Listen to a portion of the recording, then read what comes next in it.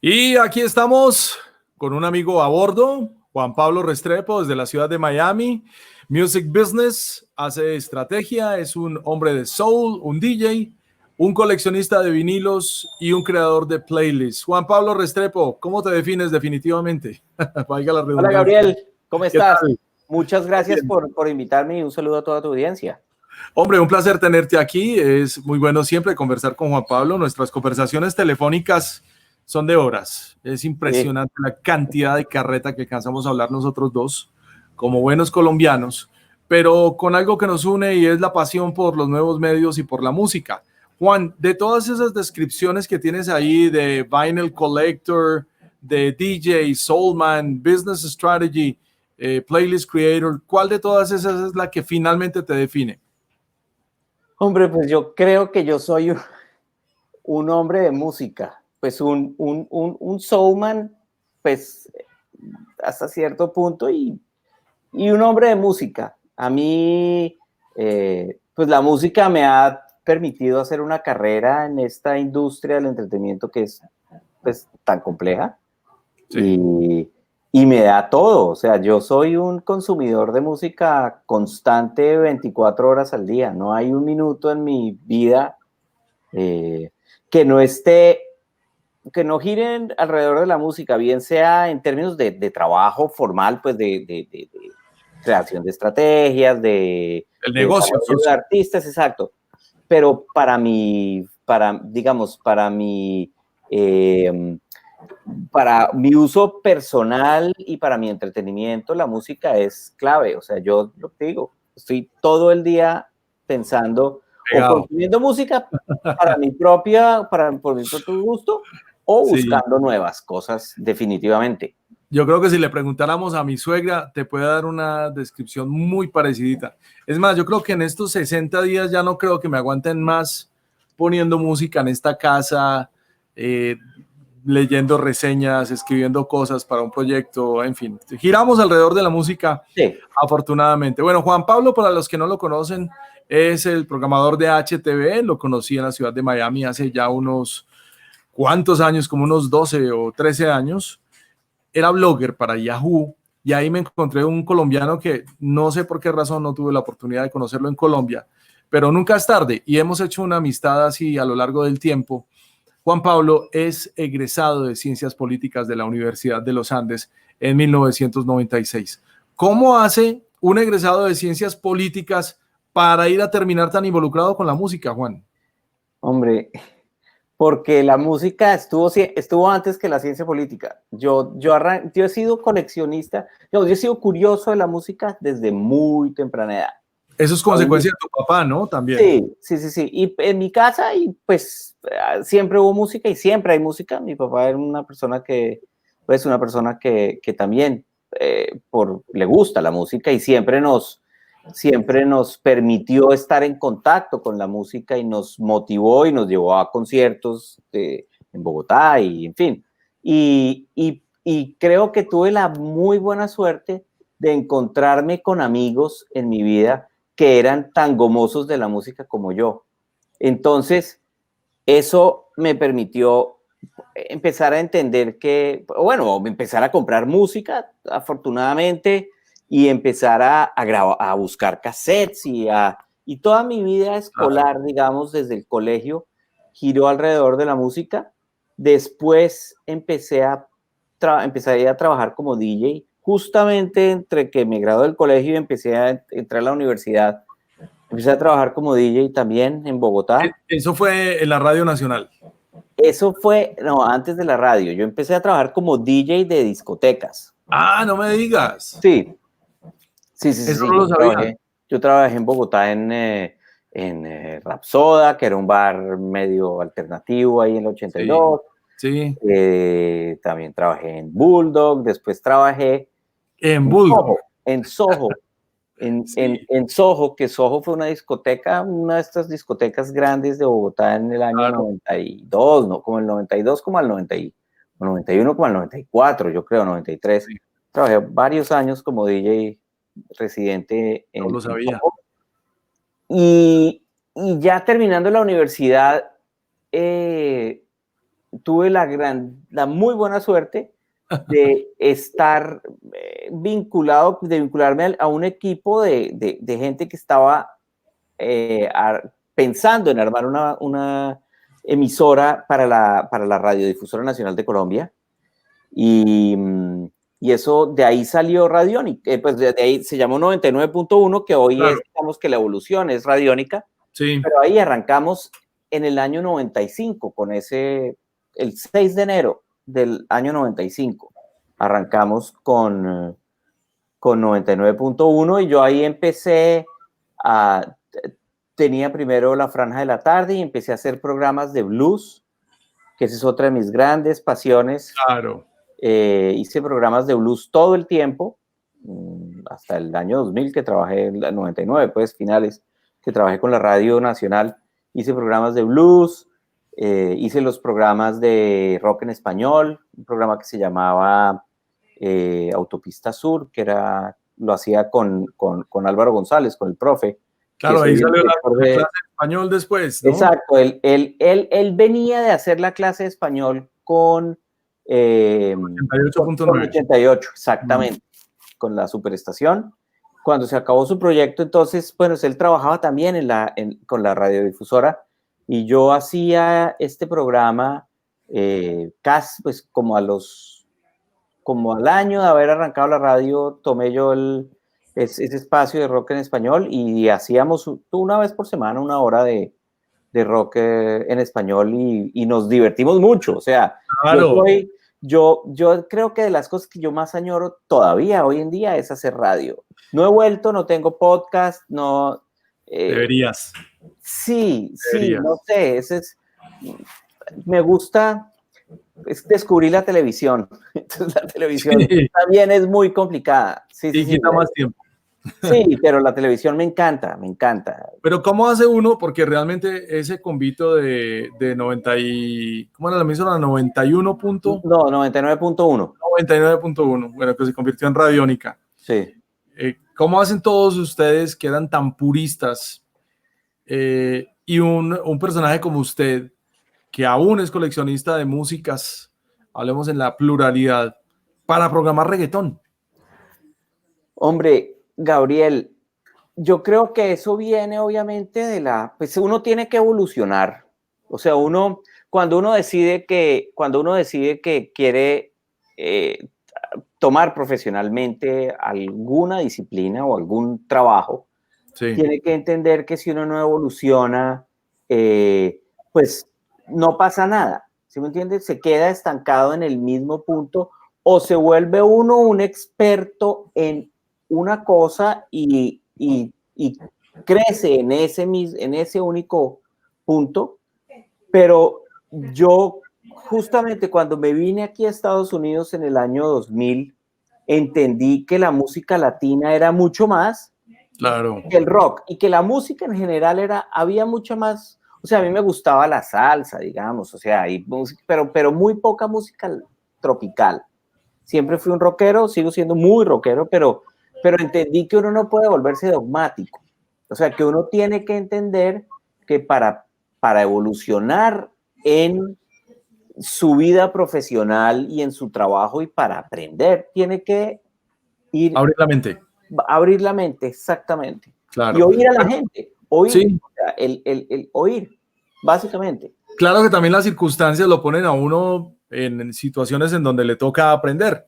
Claro. En mi caso, en el año 2005 me tocó programar una emisora crossover que jamás me lo imaginé y aprendí mucho de reggaetón ahí. Hicimos unos buenos lanzamientos para ese momento. Creo que nacía el formato urbano en Medellín, Colombia.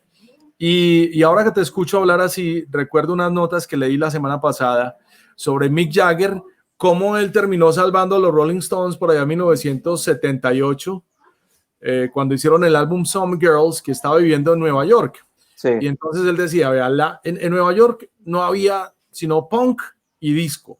Y en la mitad estaban los Rolling Stones, un grupo que la gente ya no entendía porque les parecía un grupo de la década anterior, o sea, viejo. Y lo más interesante que había era la música latina, pero yo no era latino. Y mire usted cómo en el tiempo Mick Jagger pues terminó salvando a los Rolling Stones porque Keith Richards ese año se la pasó, fue metido en la cárcel y en problemas por delitos de drogas y tonterías de esas, pero Mick Jagger terminó componiendo las canciones y sacando adelante este grupo. Yo creo que eso le pasa a uno cuando uno está en una ciudad como Nueva York o en los Estados Unidos, que se da cuenta en esencia uno qué es. Absolutamente. Y sobre todo que, o sea, hay música que uno tiene cuando a uno le interesa algo genuinamente. Y cuando uno empieza a oír la gente y empieza a entender la dinámica de la evolución de un mercado o de una industria musical, Claro. pues era muy claro que por un lado venía la música, el formato de la industria tradicional venía en declive, Sí. Los sellos estaban en declive, el comercio musical venía en picada, había mucha piratería, pero había una luz por allá lejana que era lo que, digamos, lo que había dejado Napster, que era todo ese, digamos, toda esa incógnita del intercambio de archivos. Para el año 2000, estamos hablando de cuando llegaste 2000, a Estados Unidos. Claro, 2000, 2001. No, en el 2000 digamos que la industria todavía estaba medianamente sólida, pero sí, ya... de todas maneras estaban viviendo de la música negra, porque el rhythm and blues, sí, digamos que ya empezaba a sostener el negocio porque el rock había empezado a bajar. Claro, fue un momento medio crítico y sí, definitivamente toda la parte de hip hop y toda la parte de música negra urbana venía subiendo y era lo que estaba empezando a comerse en ese momento el pop. Digamos, el pop blanco tradicional ya estaba empezando a moverse más hacia lo que estaban o al formato que estaban trabajando los músicos, por decirte algo, no sé, Usher. Sí, claro. En fin, digamos, Nelly, ese era como los 3 años de Nelly. Exactamente. Sí. Entonces, sí. eso era eso es lo que estaba pasando un poco. Después, la música latina, pues todavía estaba muy inscrita en el formato de pop tradicional y tropical. Claro. Y pues podemos decir que cada país tenía como su música fuerte, y de eso vivían, más o menos, pero... Y el cuento, vivíamos todavía del cuento realmente. Grupos como Maná pasaron a esa década viviendo del cuento, Arjona también empujando, y un fenómeno muy interesante en el pop, ¿no? Claro, pues vea, digamos, en ese momento o en esos años, todavía el pop tradicional estaba muy fuerte. Alejandro Sanz era fuerte, Paulina Rubio era fuerte. Claro. Digamos que... Ricky Martin, exacto.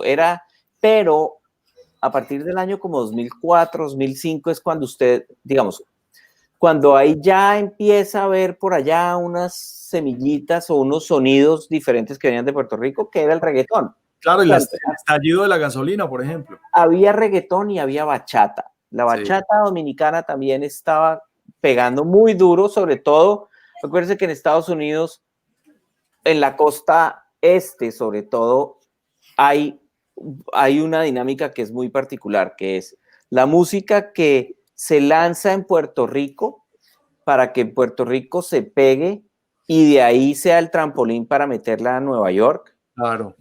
Nueva York, New Jersey, Connecticut, que es como lo que es la zona triestatal, sí. que es como la estrategia de desarrollo era la estrategia de desarrollo de artistas, el modelo tradicional. Si se pega en Puerto Rico, se pega en Nueva York. De acuerdo. Y muchos de estos artistas o muchos de estos cantantes pelados de reggaetón que estaban en Puerto Rico eran puramente un fenómeno local, absolutamente local, muy de barrio, muy underground todavía, que que venía de antes, obviamente, pues ya, o sea, en el 2000 larguitos, ya Tego Calderón había tenido álbumes y todo ese movimiento puertorriqueño ya se hablaba, pero no era una industria, digamos, no era una vaina, no era un movimiento del cual uno pudiera decir, no, es que aquí no,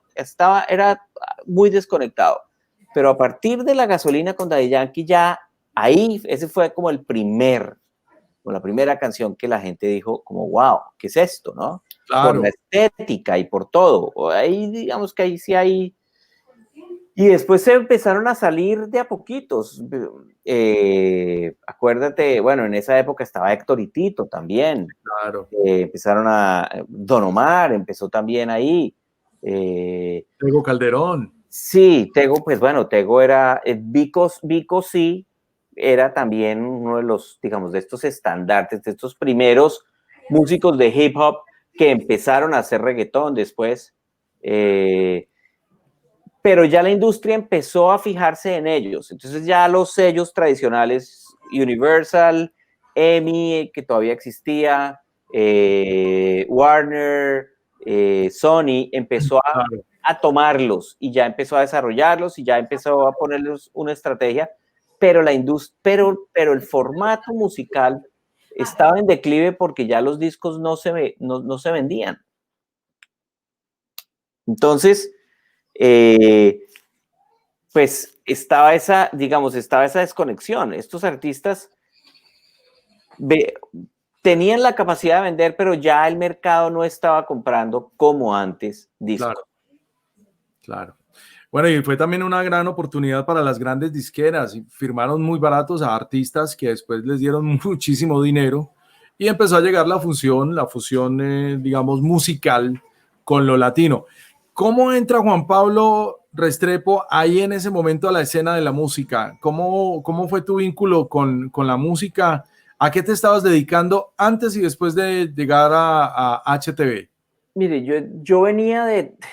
yo llegué aquí a Estados Unidos más como periodista musical que como programador.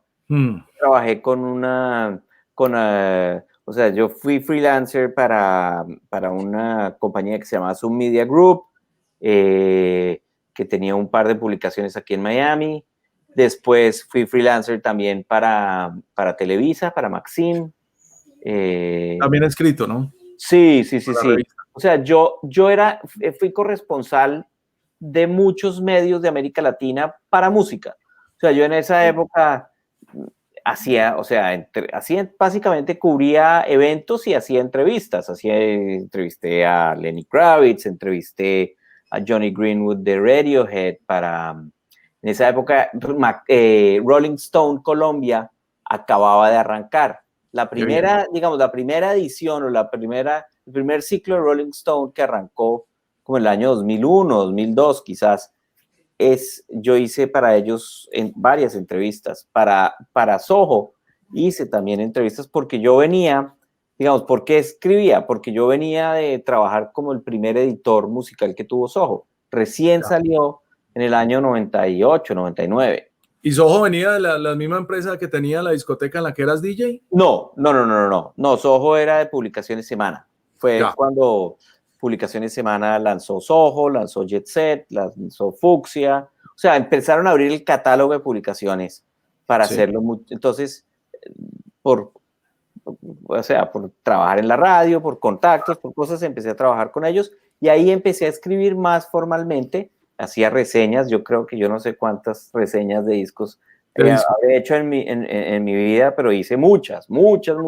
Cuando ¿Todavía reseñas o ya no, me gustaba mucho. Creo que la parte de escribir es difícil, escribir es doloroso, más que difícil es doloroso. Escribir es una de esas cosas porque uno nunca está muy satisfecho con lo que está ahí. Pero para eso hay editores. Por eso, claro, también aprendí que eso no lo decide uno, lo decide la gente.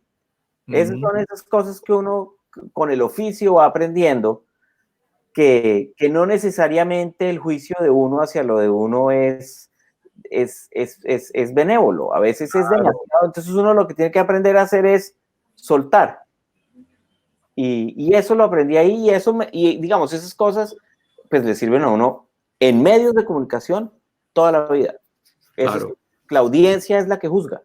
El menos es más. Bueno, Juan, ¿y cómo llegaste a HTV? Yo recuerdo para el año 2003 o 2004, estuve una vez en Miami y vi la primera vez ese canal y dije, ve, estos quieren ser MTV latino, pero tropical. Sí. Yo llegué a HTV porque yo trabajaba con una compañía en ese momento que se llamaba DMX, que DMX es la compañía, hoy en día se llama Mood Media. DMX era la compañía más grande en el mundo de programación musical comercial. Digamos, comercial en términos de hacer playlists Para locales. para marcas Sí. Locales comerciales. Exactamente. Sí. Y también teníamos la creación de playlists como unas especies de radios para los cableoperadores. Claro. Digamos, todos los negocios, todos los cableoperadores del mundo prácticamente compraban las playlists que nosotros creábamos y era cuando uno estaba pasando los canales, de pronto llegaba a un punto donde había como radios, eso lo hacíamos nosotros. Es como lo que vende hoy en día Stingray Music en Colombia. Exactamente. Hay muchos. Pero, Juan, cuéntame un detalle de ahí.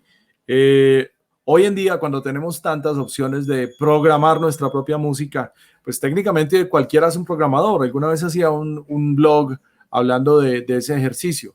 Yo aún hago listas de programación y curvas de música y combino clásicos con música nueva y no sé qué.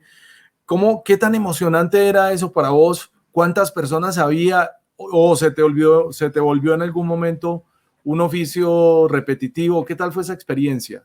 No, En ese momento arrancando.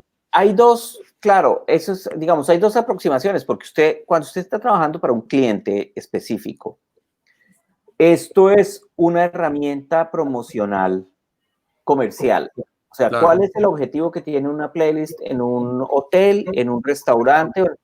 Es crear atmósferas. O sea, hacer que el cliente de esa persona tenga una mejor experiencia en su lugar.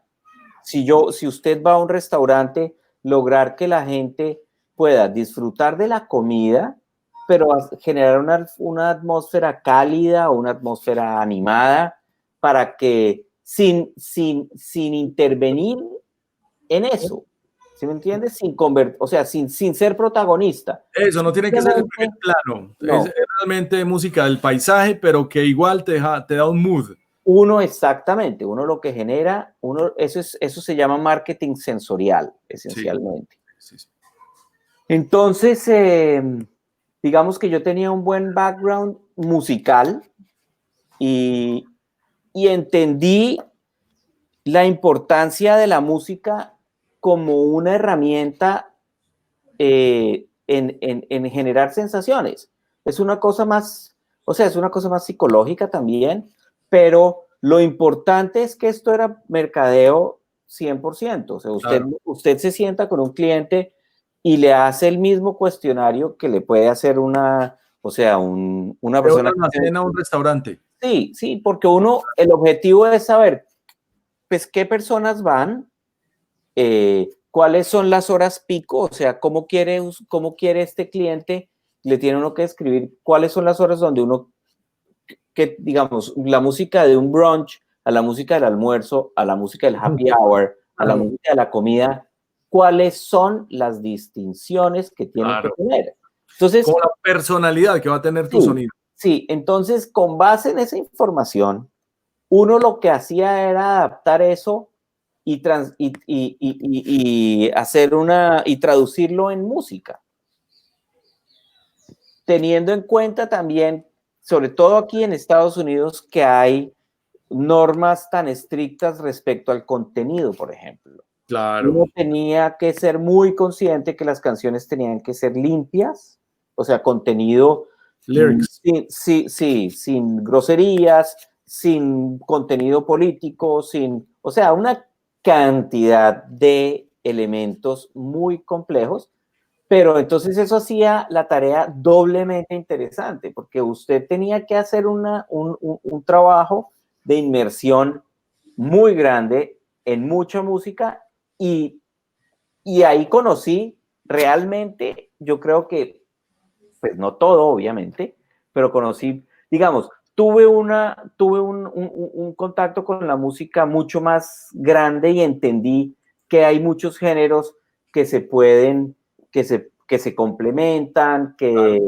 y me sirvió también mucho que yo retomé mi interés por trabajar como DJ en esa época. Claro, y eso sí es serio, ¿no? Ahí sí te toca convertirse en un curador musical. Sí, entonces Más ahí que también, por esa época empecé a tocar mucho en fiestas privadas, en sí, restaurantes, entonces era como el experimento social en vivo.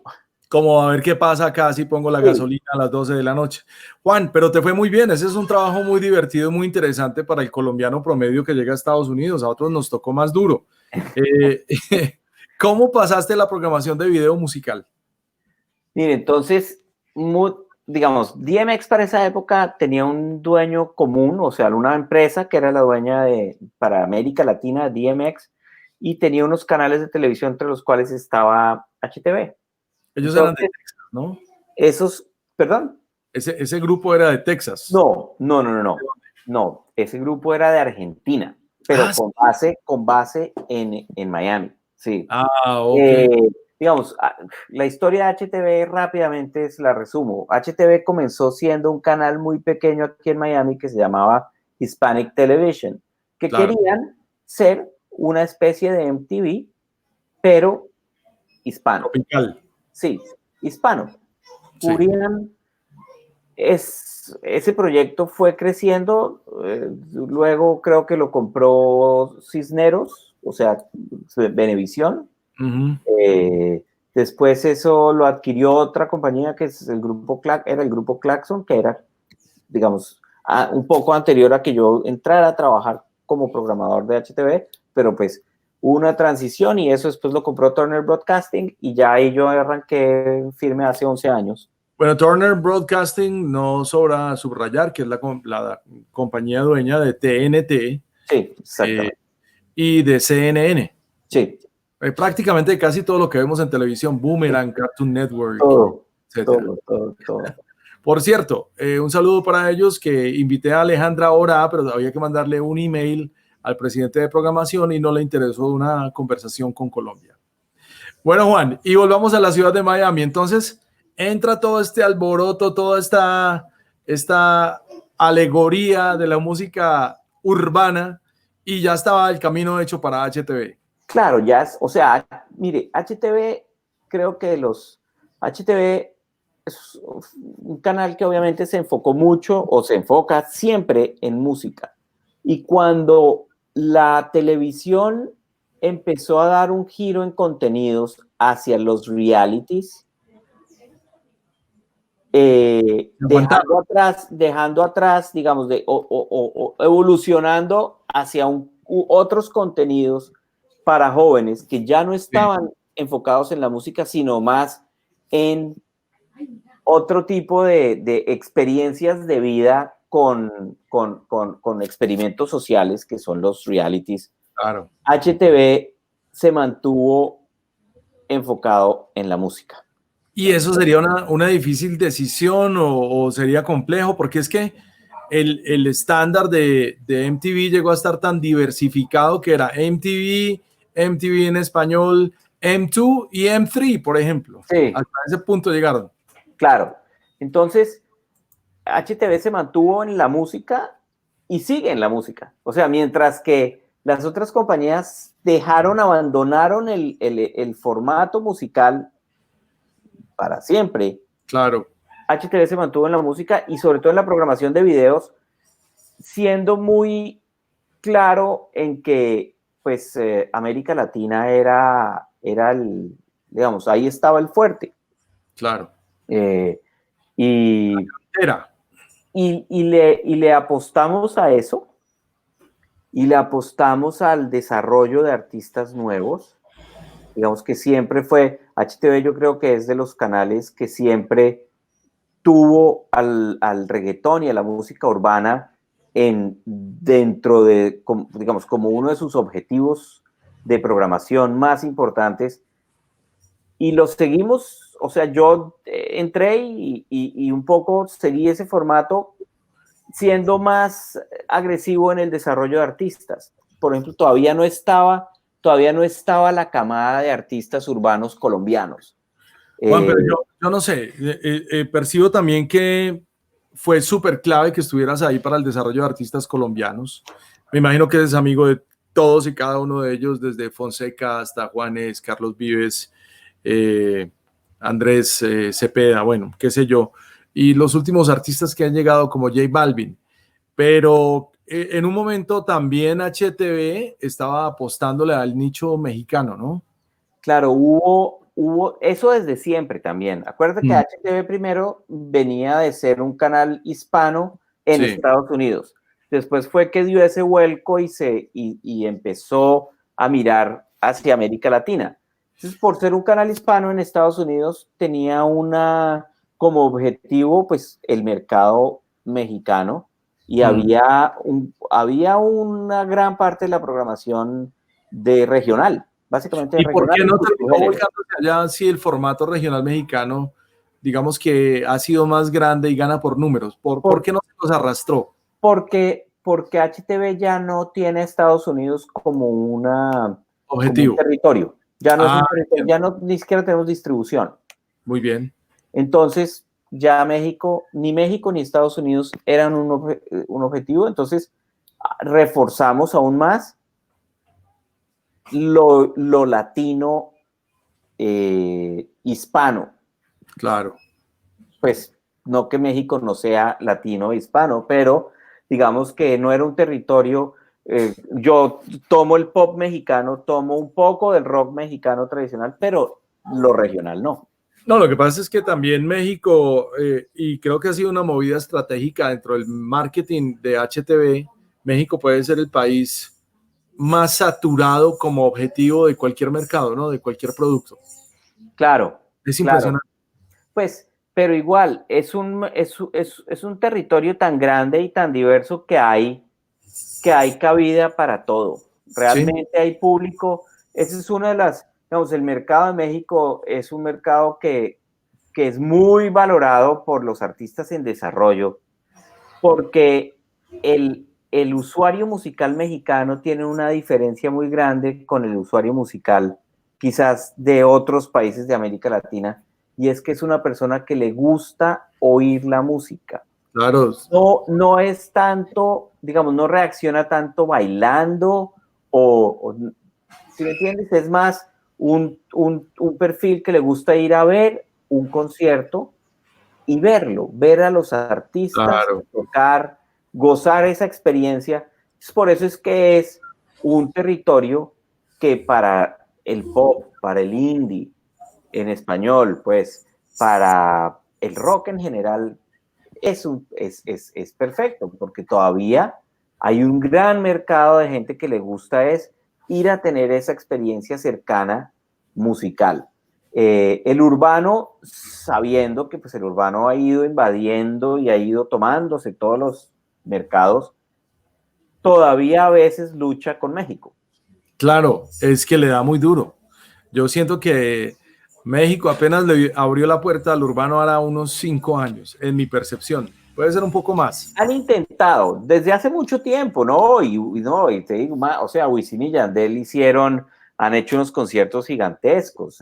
Yo creo que ellos, 2008. no sé si estuvieron en un Vive Latino o en alguno de estos conciertos grandes, y no, en fin, pero Pero sí, no es, Foro Sol, claro. pero es un territorio que tiene cabida para casi todos los géneros. Claro. Tiene público. Pero Juan, volvamos a tu vida y volvamos a tu casa. HTV entonces pasa al grupo Turner y actualmente digamos que tu función sigue siendo como Sí, programación y hay un equipo ahí detrás, pero trabajas sí. más con las relaciones públicas del canal. Sí, sí, sí, sí. Y la programación, y pues digamos que ese es el objetivo en general, es seguir siendo un canal, pues, enfocado en lo que el mercado latino quiere. Claro. Creo que, y más sabiendo que, digamos, es una de las cosas más particulares, pues América Latina ha evolucionado mucho también. Y los países han ido desarrollando sus propios, digamos, sus propios mercados musicales y sus propias camadas de artistas. Entonces, pues ante eso, hemos sido muy cuidadosos en tratar de tener algunos de los artistas que han ido despuntando de cada país y dándoles proyección internacional. Pues bueno, creo que la camada de urbanos de Colombia ha sido uno de esas, digamos, es una de esas historias en las cuales hemos acertado. Hoy en día, la generación de artistas de popular también, creo que ahí ese es otro de los, creo que ahí hay digamos, es una historia en donde hay como un buen desarrollo musical enfocado a internacionalizar un género. Pues, y obviamente yo sigo trabajando salsa, sigo trabajando vallenato, pues, lo que hay, por ahí algo de cumbia de vez en cuando que aparece, un poco de rock, nunca hemos abandonado. Entonces, pues se Claro. trata de darle a una audiencia juvenil, pues ayudarlos a pasar un buen rato, ¿no? Es una Bueno, fiesta. Juan, hablemos de esa audiencia juvenil, porque el fenómeno de la radio en Colombia ha sido precisamente eso, el de la eterna juventud, el de perseguir una audiencia adolescente que se está renovando cada 2 o 3 años y por lo tanto no hay una recurrencia ni unos clásicos ahí y la música se vuelve muy desechable, que es prácticamente lo que pasa en el reggaetón y no quisiera como entrar a discutir los valores del reggaetón, porque primero no es mi género y segundo no lo voy a defender, pero precisamente estamos hablando con el programador de un medio internacional como es HTV, que programa este género. La generación, estos adolescentes de hace 10, 12, 15 años, ya no están como muy grandecitos y de pronto los perdimos en el camino. Claro, digamos que, o sea, ¿cuál es la razón? Pues digamos, pues uno tiene que entender que las audiencias van creciendo. Pues lo Claro, importante es que crezcan con uno, que no lo dejen en el camino. sí. Eh, ¿Cómo resuelven eso? no, pues siendo o sea, entendiendo que uno no puede, o sea, uno no puede darle a la gente, ¿cómo te explico? Uno no puede alimentar con lo mismo a la gente toda la vida. Claro, Tiene que variar el menú. Y obviamente, pues con nuevas, digamos, con nuevos medios y con nuevas plataformas, sobre todo para que la gente tenga acceso a la música, porque pues ya uno es uno más en el abanico inmenso de opciones de claro, consumo musical y consumo de entretenimiento. sí, Entonces, lo que uno no puede desenfocarse es que siempre hay artistas que están arrancando su carrera. Siempre, desde siempre. luego. Que tienen otras opciones para desarrollarse, pero pues lo importante es que también lo tengan a uno como una herramienta importante para poder tener mayor audiencia. Claro, Y como proyección. Bueno, claro, ha habido varios cambios en la industria de la música también en América Latina en esta última década y hemos visto unos personajes que se van, otros que llegan como en cualquier dinámica de la música.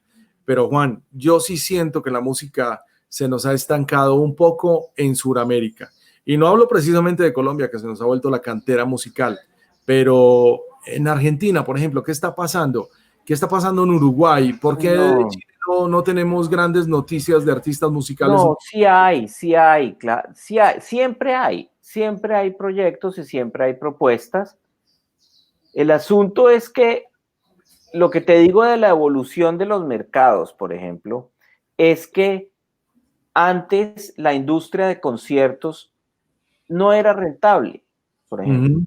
Obviamente era rentable para grandes producciones como, no sé, si iban los Rolling Stones a Buenos Aires, pues miles de personas, casi que millones de personas iban a verlos. Claro. Pero los artistas, digamos, un circuito de artistas locales no tenían tantas audiencias, pero Argentina empezó a darle mucha fuerza a sus productos locales. Entonces, por ejemplo, tú, no sé, nosotros nos acostumbramos a que Soda Stereo hacía giras latinoamericanas gigantes. Sí.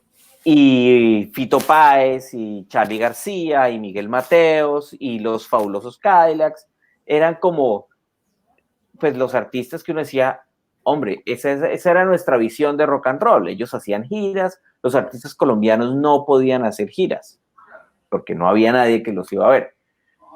Pero en el curso de esta historia, de pronto, pues los artistas argentinos empezaron a darse cuenta que era más productivo hacer conciertos locales y crecer localmente, y ahí es cuando empezó, o sea, Babasónicos era una banda que en Argentina podía meter, digamos, en Argentina y en Ciudad de México podían hacer conciertos de 15,000 personas, mientras que si iban a Bogotá metían 1,500. Entonces dijeron, no, preferimos no ir a Bogotá, pero hacer en Argentina 3 shows y en México 4 shows. Claro. O enfocarse solamente en tocar en Argentina. Y ahí es cuando estos artistas se volvieron inmensamente grandes en sus países. O sea, no sé, Patricio Rey, Los Redonditos de Ricota, que son estas bandas históricas de... Es que ya eran argentino, claro. Era gente que podía hacer un concierto de 50,000 personas. Sí, en cada ciudad. Sí. Entonces, bueno, Chile, háblame de Chile. ¿Qué pasa en Chile? ¿Qué está pasando? hombre, pues yo de Chile tengo poco, o bueno, tengo información básicamente, pues por algunas cosas de urbano, pero Chile tiene todavía una escena indie local, pues que se mueve, y Chile todavía tiene pop, por ejemplo, algo de pop, pero tiene indie. Chile tiene una escena independiente fuerte, y Chile, mire, internacionalmente para el urbano, por ejemplo, Chile es uno de los países, o Viña del Mar es uno de los primeros festivales grandes que le abrió la puerta al reggaetón. Sí. Sí. Y les fue bien. Y les fue bien. Sí. Y hay festivales independientes más pequeños que Viña del Mar también que están funcionando. Claro. No, bien, artistas indie. Bueno, ¿qué me opinas de Uruguay? Lo que está pasando, lo que está sucediendo en Montevideo, la cantidad de agrupaciones tan jóvenes haciendo tango y haciendo rock. Sí, y reggaetón.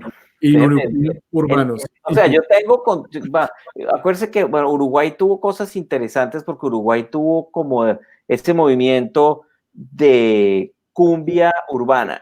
Sí. Y de ahí salieron Marama, bueno, ahorita se me pasan algunos nombres, pero hubo un movimiento ahí de urbano cumbia, y pues, les pasa lo que les pasa a muchos artistas, que si rápidamente no empieza a producir, se va decantando y se va, pero pues Uruguay siempre ha sido, o sea, Uruguay es otro de esos países que siempre ha sido rockero en su espíritu, o sea, eso es, tuvieron hace 10, 15 años tuvieron unas 3, 4 bandas de rock importantes. Sí. Y hoy en día, o sea, muy pegados a Argentina, deben seguir consumiendo mucho rock. Claro, no, hace poco estuve en Argentina y me llamó mucho la atención la cantidad de artistas uruguayos que estuvieron ahí en este evento que fue el Mercado de las Industrias Creativas Argentinas. Okay. Y créeme que lo que tú dices es verdad, hay muchas propuestas nuevas, muchos artistas, digamos, que están creciendo y muchos que vienen de Uruguay. Es bastante grande digamos, la oferta. Venezuela, con esta situación política que tiene, ¿cómo se ve afectada en la música? Hombre, pues como se ve afectada cualquier industria en Venezuela, digamos que ese es un reflejo claro de de la falta de público, pues porque pues la gente, si usted se le va a su público, pues usted no tiene a quién tocarle, entonces le toca Claro, irse a buscar su público o en claro. España, o en Argentina, o en Chile, o en Colombia, digamos. Cuando Y eso es, y ha habido una diáspora importante de músicos, de grandes músicos venezolanos que se han tenido que ir a otros países a sobrevivir, básicamente. Claro. Qué Pero tristeza. Bueno, vemos un crecimiento de la industria de la música en Costa Rica. Muy interesante lo que puede pasar ahí a nivel de conciertos en los últimos años. Y México, pues, es una república independiente. Es, otro digamos, planeta. sí, es otro planeta. Sí, es muy grande, es muy, o sea, México, a mí me encanta México, esencialmente porque de verdad que tiene espacios, o sea, desde salas para 100 personas, pero usted ahí, y como estrategia musical, es muy, o sea, no voy a decir que es fácil, porque pues no es fácil desarrollar audiencias, pero sí es interesante para artistas pequeños, para empezar a crecer sus números y sus audiencias, empezar a abordar y a enfocar su mercadeo y su inversión en México, porque hay mucha gente, pero hay sobre todo mucha gente interesada en la música Claro, y en el entretenimiento. es una manera de entender cómo funcionan los circuitos musicales, que no todo es mainstream, no todo es comercial, No, y hay otros circuitos por debajo que se mueven exactamente igual de dinámicos y de interesantes para artistas. claro, o sea, pues México es una parada obligatoria para Sí, cualquier artista indie en el mundo. de acuerdo. Francés, alemán, inglés, japonés, lo que sea, Tiene que ir a México, tienen definitivamente. mínimo 1000 fans. Bueno, Fans, o sea, gente que paga boleta en México. de acuerdo. Bueno, Juan, volvamos a tu vida personal. Háblame de Pedro, ya tiene 17 años, es tu parcero, los hemos visto por ahí andando juntos. Tener un hijo adolescente en estos tiempos complejos debe ser más complejo, pero está involucrado también con la música. ¿Cómo te va con Pedro? Hombre, mi hijo Pedro tiene 17 años ya, y le gusta mucho la música. Es muy ecléctico y es una esponja, y es como casi, digamos, es interesante en estas nuevas generaciones porque pues es una generación que tiene Spotify y que tiene, ¿si me entiendes?, de plataformas. Abrumador. Entonces, eh, mira, bien particular, por ejemplo, ya no consume tanto reggaetón, muy Bueno, poco. se salvó. Descubrió o ha ido descubriendo, pues por el vínculo que nosotros tenemos con Colombia, mucha música colombiana.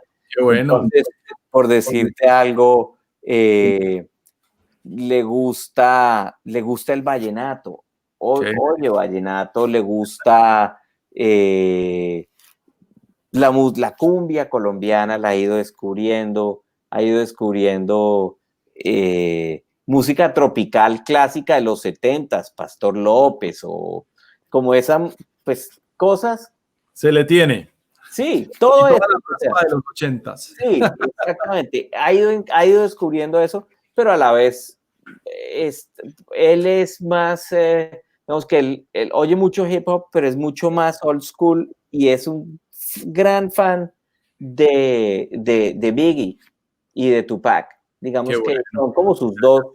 Tupac es como una de esas figuras importantes y la música de Biggie son como los ejes que La él antítesis de... está constantemente oyéndolos. Es Sí, pues una de esas cosas que a la cual que, pero, pero sí, pues imagínate un adolescente en esta época que tiene pues todo, YouTube, eh, Spotify, y oye rock también, oye mucho rock también, y oye soul, y oye reggae, y, en fin, imagínate uno con una discoteca del tamaño de cualquiera de estas plataformas, tiene para entretenerse por años.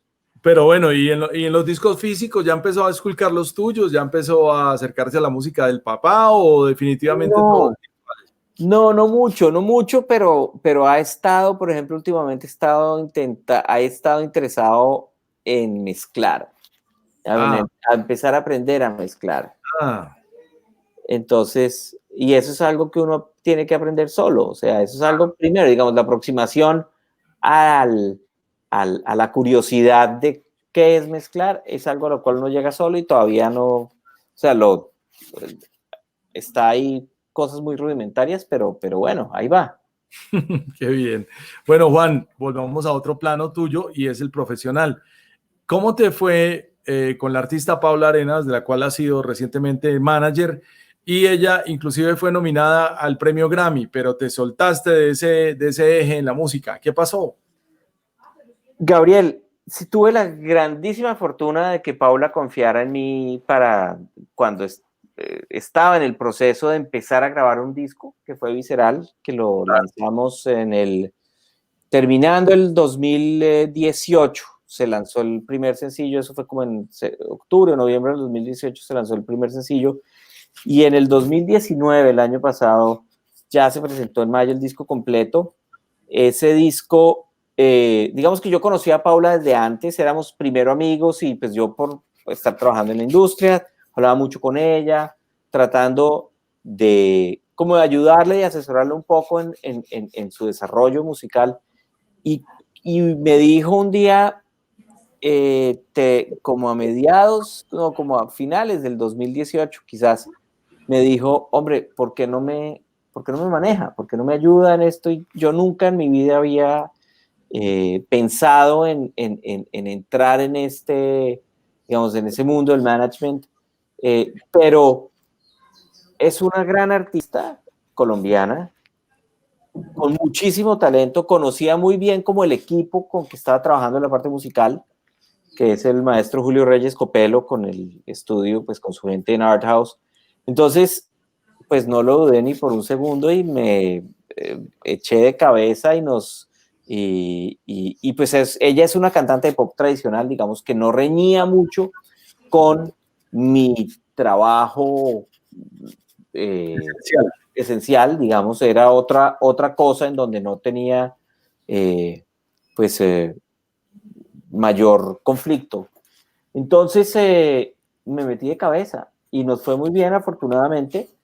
Eh, digamos que el álbum, nosotros, obviamente, pues navegar uno en contra de la corriente, porque pues la industria toda va, el 2019 fue uno de esos años como inmensamente fuertes del urbano. Urbanizada. Sí, sí, sí, sí, y con un disco de pop, pero logramos cosas importantes, 3 nominaciones al Latin Grammy, Qué bueno. con su primer disco. Eh, logramos que Paula actuara en la ceremonia de premiación. También la Eh, escuchamos. y, La y, invitaron también a Chile, ¿no? A Viña del Mar. y también representó a Colombia a comienzos de este año en el Festival de Viña del Mar. Qué Exactamente. bueno.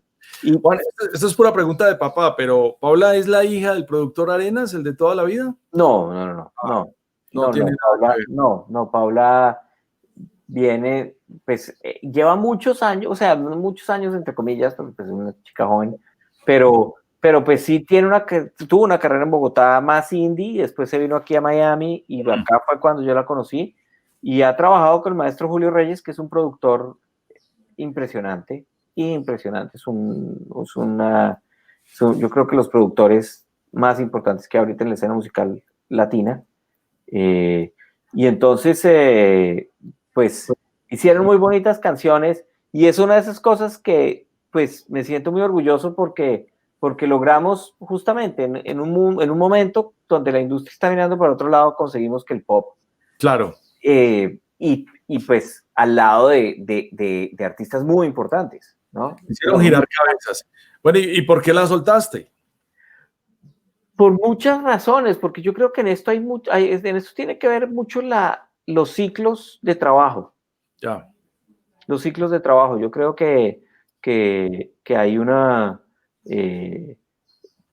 hay digamos, como un proceso de comunicación en donde ya uno sabe que, pues, cumplió los objetivos que se había propuesto Claro. y quizás para la evolución de digamos, de nosotros dos como llave de trabajo, era mejor que cada uno continuara su camino, pero seguimos siendo muy buenos amigos, digamos, si somos, y todavía sigo hablando mucho con ella y en términos de pues tratar de tener o de algo de asesoría y todo, pero ella esencialmente es mi amiga de antes y es una cantante y una artista pues maravillosa. Y también coincidió, pues no sé si esto sea pues pero este año tan difícil, ella está embarazada, va a tener un bebé, entonces fue una cosa que pues pasó como tenía que pasar, creo yo. Muy bien.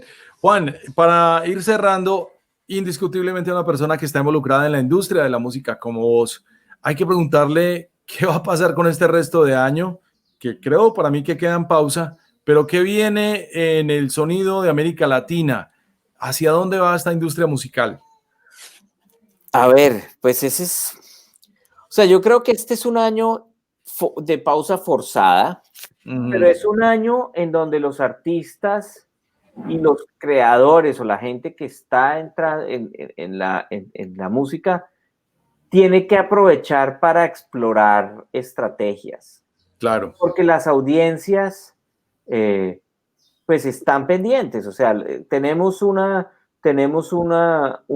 quizás nunca antes en la historia había pasado esto, además, que haya tantos millones de personas forzados a estar recluidos en sus casas. De acuerdo. Por un lado. Entonces, sin ninguna otra opción. Digamos que hay como unas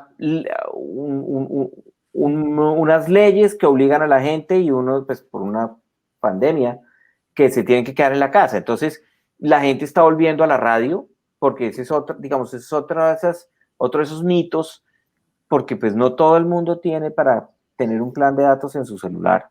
Claro. Desafortunadamente. Entonces, mucha gente tiene que volver a la radio, mucha gente tiene que volver a la televisión. Y eso también, pues es interesante, porque se ha visto un repunte en otros espacios más tradicionales de audiencia por esto, pero también los creadores independientes, podcasters, videocasters, youtubers, se ha democratizado esto inmensamente. El mensaje, digamos, las herramientas de comunicación se han democratizado y también la gente se ha echado al agua a crear, a ver qué pasa. Entonces, para mí es un fenómeno, es un momento muy bonito, porque pues cada vez, o sea, ya no dependemos solamente de un par de canales o un par de radioestaciones. El mensaje está ahí afuera y está Instagram y está Twitter y está Facebook y está YouTube y están las plataformas y está TikTok, que yo estoy hoy en día enloquecido con TikTok.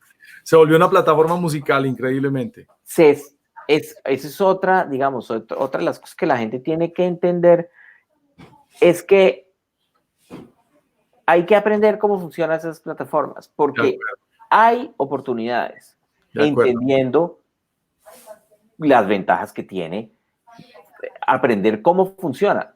Sí, es como un momento de esos en donde usted, primero tenemos una audiencia cautiva, la gente le está dando clic a las cosas. Sí. Y segundo, usted como creador de contenidos, como músico, como proponente, pues nada más le queda que proponer. Sí. Inclusive es parte de este podcast y este ejercicio de conversación con Juan Pablo Restrepo desde la ciudad de Miami, programador de HTV, su título universitario termina siendo ¿qué? Ciencias políticas. Soy politólogo de la Universidad de los Andes. Sí, señor. Music business, estratega, soulman, DJ, vinyl collector, playlist creator. Estas conversaciones yo creo que casi que deberían ser de cada semana, Juan, porque siempre se nos queda cortico el tema, ¿no? Claro, pero pues bueno, lo bueno es que siempre habrá oportunidad para volvernos a encontrar. Un placer saludarte desde la ciudad de Medellín, un abrazo a tu familia en la ciudad de Miami, un abrazo cordial a toda la gente en HTV y es un placer compartir contigo, Juan Pablo Restrepo. Gabriel, muchas gracias y un saludo a toda tu audiencia. Y bueno, y oigan música. Aprovecho. Muchas gracias. Hay que oírla toda. Juan Sí, Pablo, señor. muchas gracias y nos vemos en una próxima Nos oportunidad. vemos, Gabriel. Muchas gracias.